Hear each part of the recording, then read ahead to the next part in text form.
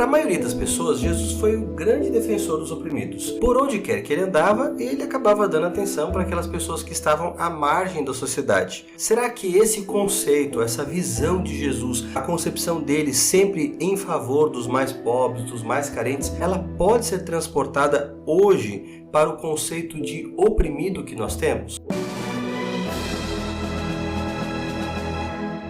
De fato, opressão é um conceito que vai mudando, a palavra é a mesma, mas principalmente nesse mundo que nós vivemos, um mundo considerado pós-moderno, a gente percebe uma amplitude maior nesse conceito de opressão. Principalmente porque a gente não fala hoje só de opressão econômica, de pessoas que são marginalizadas pela sociedade no sentido de estarem abaixo da linha da pobreza. Hoje, a gama de preconceito é muito maior. Existe preconceito racial, existe preconceito relacionado à política, ao gosto musical. Basicamente, o conceito de preconceito envolve o sentimento de exclusão. Então, toda vez que eu me sinto excluído por qualquer razão, eu posso dizer nessa acepção que eu estou sendo vítima de preconceito.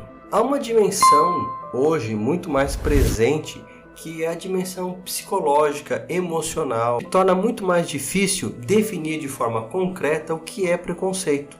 Porque pensa aí comigo, às vezes a pessoa pode até não ter a intenção, mas se eu me sentir afetado, se eu me sentir excluído ou ofendido, eu posso alegar que estou sim sendo vítima de preconceito. E se todo mundo que se sente vítima de preconceito se caracterizar como uma pessoa oprimida, será que a gente poderia colocar Jesus ao lado de todos que são oprimidos? Olha, de uma coisa eu não tenho dúvida, eu quero compartilhar essa minha certeza. Jesus de fato ama todas as pessoas e se preocupa com todos os nossos sentimentos. Sabe aquele negócio de alguém falar assim pra você: ah, mas essa sua preocupação é boba. Não, isso é coisa da sua cabeça. Não, ninguém falou isso. É claro que Jesus se importa com o mínimo sentimento que nós temos. Ele conhece a nossa história e se muitas pessoas teriam dificuldade de ver as coisas da nossa perspectiva, Jesus, que sonda os nossos corações e sabe aquilo que nós vivenciamos e conhece as nossas inclinações, sem dúvida, Ele é capaz de nos entender de forma completa. E a sua compaixão é capaz também de abraçar o pecador.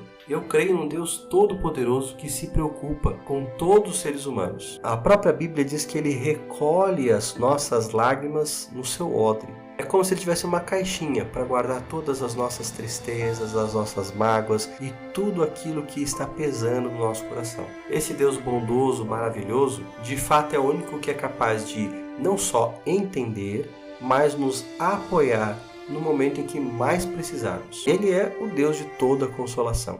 Dito tudo isso, eu também preciso acrescentar algo muito importante, e eu quero convidá-lo a ouvir isso com todo carinho. Vou dizer com o máximo de respeito. Deus sabe que a maior causa de sofrimento do ser humano é o pecado. E com isso eu quero dizer algumas coisas. Primeiro, porque o pecado é quem trouxe o sofrimento para esse mundo.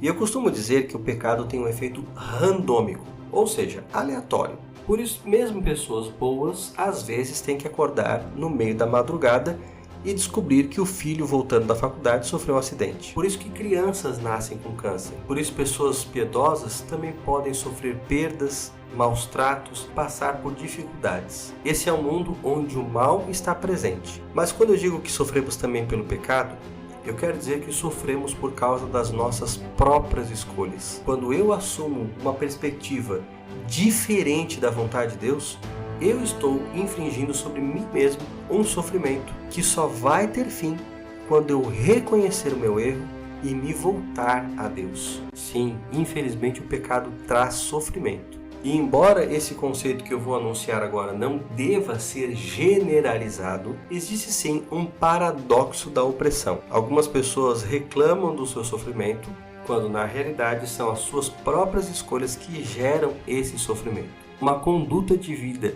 que desafia a vontade de Deus vai sim trazer angústia, pesar e uma vida completamente insatisfatória. Nesse sentido, embora um Deus todo amoroso sinta a dor e chore para os seus filhos, ele não pode se identificar com a causa que eles defendem ou com a perspectiva pela qual eles enxergam as coisas. Afinal, tal perspectiva é responsável pelo seu sofrimento. Quando eu me apego ao meu pecado e ele me faz sofrer, eu não posso esperar que Jesus esteja do meu lado, no sentido de apoiar que eu continue no pecado. Pelo contrário, ele quer me libertar do pecado. Simplificando, Deus não pode ficar totalmente do lado do oprimido, enquanto o oprimido escolhe o lado do pecado. Deus pode sentir a dor dele, Deus se importa com ele, Deus oferece oportunidades para que ele abandone o pecado e deixe de sofrer.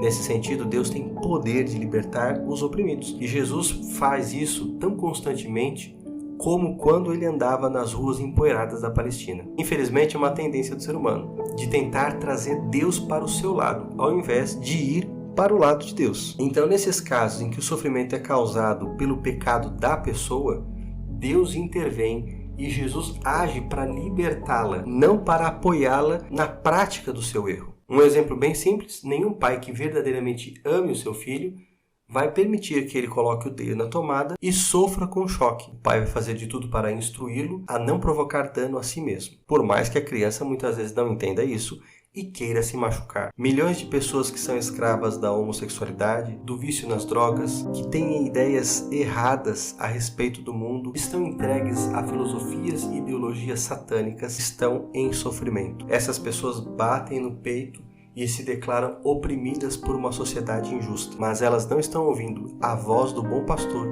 que deseja muito libertá-las e garantir mais do que uma vida melhor, mas a própria vida eterna. Se você gostou desse vídeo, não se esqueça de deixar aqui o seu like. Assista também outros vídeos aqui do nosso canal e compartilhe com seus amigos aquele que você mais gostar. Na próxima semana nós voltamos.